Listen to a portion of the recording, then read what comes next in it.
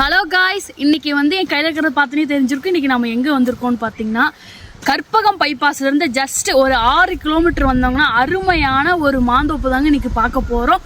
3 acre 34 சென்ட்ல, அதுவும் south east corner சைட்டில் தார் ரோட் ஃபேஸோடய உங்களுக்கு லொக்கேட் ஆகிருக்குங்க.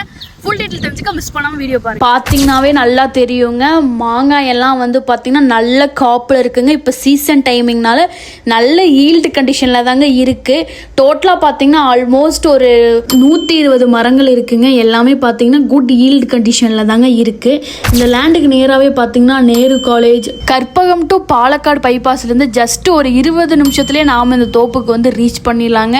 ஒரு இன்வெஸ்ட்மெண்ட்டுக்காக தேடிட்டு இருக்கீங்கன்னா இது நல்ல ஒரு இன்வெஸ்ட்மெண்ட் ஏரியா தாங்க.